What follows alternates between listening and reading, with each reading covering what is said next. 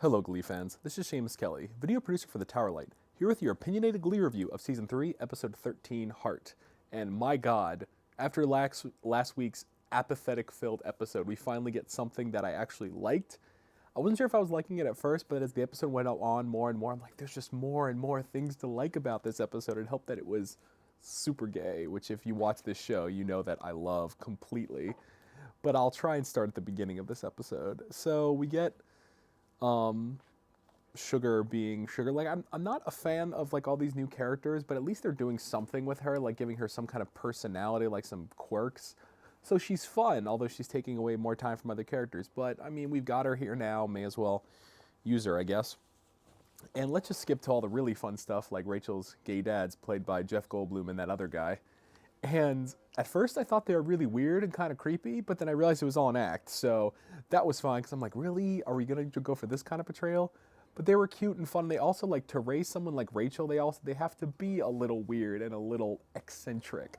So that was really fun to see. And they were cute and awesome. I'm like, I want more of you guys. Let's get the Rachel's dad spin-off show, because they had like all that, the talk about the dream and stuff. It was adorable and cute. And so we also come to the other Glee Project super winner, the Dreadlock Jesus Kid is what I'll call him. And I guess he's all right. It's just another new character. Is it really necessary? And are they going to do the Glee Project again? I don't know, but if they do, does that mean more and more new characters? I mean, he's fine. He can, apparently that one song he can sing all right. Just why? I mean, I was kind of pissy at him at first, because I'm like, ooh, are you going to hate the gays? But then he didn't, so I was okay with that. But, we'll see what they do with him, I guess, because we're stuck with him now, so whatever.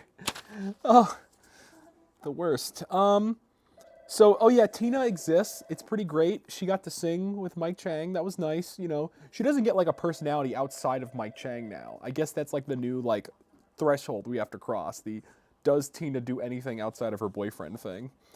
But she was there, and I'm sorry I neglected to mention that she wasn't there last week, but I was God, last week's episode was so bad, especially in comparison to this one. Rory is pointless. Irish Kid is pointless. I don't know why he's around. He needs to leave forever. He's kind of just boring, and he doesn't do anything, so they shouldn't have introduced him anyway. Could have spent some time on some other characters that we actually give two craps about. The Bible discussion about, like, saying one of the apostles was gay was hilarious. Loved that. I completely loved that in probably one of the most ironic uses of a song ever. They used a Whitney Houston song, and everybody was like, did they know? Did they film that, like, after they found out she died? No, it was a coincidence, but a hilarious one at that. And, well, hilarious in the most respectful way. So, but it was just like, I think it was the reaction that I found hilarious. People were just like wigging out. They're like, how'd they... It's TV. It was a Valentine's Day episode. That song makes sense, and they added the little tribute thing at the end. So, yay! It was great, fun, whatever. And then we have the Brittany making like a soundtrack for Santana, which was adorable, and included a song that I actually know. It's a song called Pac-Man Fever, which is a song that is about Pac-Man. You should look it up. It's delightfully 80s-tastic. But once again, yay, relationship with them. That's always fun to see. And then they were like about to kiss, and then they didn't, and then they kissed for like a second, and I'm like, really? That's all we're going to get? So I thought I was going to be mad at this episode. But then the Jesus Kid sang the Gym Class Hero song, and I didn't care. Rachel's dads are hilarious, and the plan they had were like super encouraging Rachel and Finn to have sex together was interesting. I mean, it obviously backfired on them, but seeing Rachel and Finn argue about that and about Finn needing to poop was kind of hilarious. And yeah, that happened. So, and then I think somebody said they now ship Finn/pooping, so that's pretty great.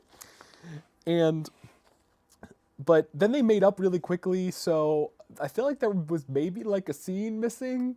Maybe Finn sitting on the toilet or something. I don't know. I would like to somebody write that fic where he sits on the toilet and contemplates life or something.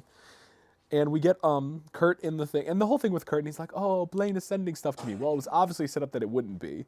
But I didn't, a lot of people said they saw it coming, but I didn't see it coming, that it was Karofsky sending him this stuff. And it's like, oh my God, he's here. This episode just got even more gay. And Karofsky's obviously very, like, confused about liking Kurt and whatever. But then there was that scene with that random guy. I'm not sure who he was, who was like, yeah, Karofsky, I know what's up. So we'll see where that goes. That could be really interesting dramatically, using characters we already have and kind of, like, you know, want to know what happens to, unlike some Irish kids. And the whole thing with Artie and Rory fighting over sugar was trite, and I didn't care. And then the Jesus Kid became awesome because he said that he would sing for Brittany and Santana. So good on you. I will let you survive till next week. We'll see what else the writers do with you or not do with you in the case of Rory. And Blaine at the end, that was delightfully unexpected. I thought he'd be in, like, on Broadway for a couple more weeks. So that's really nice. I didn't think we'd get him for at least another episode or two. So that was really nice. I mean, maybe he won't be around next episode and they sort of juggled scheduling, but you know, overall, I really did enjoy this episode. I was pleasant, because after last week and even the week before, I was just, like, waiting. I was just like, oh, well, it's set for apathy. And then Glee does that thing it does where it does, like, a really great episode. I mean, probably next week it will be horrifically apathetic. But this week, I enjoyed it a lot. It reminded me why I liked Glee. If Glee could stay on this path, I would like it. But it's just going to forget about continuity or whatever. So, who cares? But, you know, you don't really expect much out of Glee these days. So when it does something great, you're like, good job! And then you just sort of wait for it to fail again. So anyway, this episode, I liked all the songs. They were cute and Valentine's Day. I'm not going to go download any of them, so that says something. And Tina was there, so Tina watches in full effect still. And overall, this episode gets a pretty... Oh, God, do I give it an A-? It was not that amazing. Oh, there was the thing with Sam and Mercedes and how I've been all, and now, like, she broke up with her boyfriend, which was really sucky because I would have liked to see, like, the, you know, possibilities with those two, and all that potential is now wasted away because now they decided that she should be with Sam, but now she's not going to be with Sam until in a couple episodes. She's like, but I love you anyway, because they're obviously pushing that ship. So, whatever, that was cute, but there was just, you know, like I said, when I first started watching the episode, I didn't like it, and the whole Rory I didn't care about. So this is a B+. I really want to say A-, especially for all the gay stuff. Maybe it isn't A-. Oh, this is really difficult. I'm gonna give it a B+. That's how I felt about it. It is a B+ episode. Glee, if you can keep this going, maybe like if I did like a season retrospective, it would come back and I would say this episode is better. But I don't know, the sliding Glee scale of quality. I mean, maybe like last season this would have been a B+. Maybe this season it's an A-. It's a B+/A-. It's somewhere in between. It's like a B++. Let's go with that. So, until next week, Glee fans, see you later. It was definitely a B++.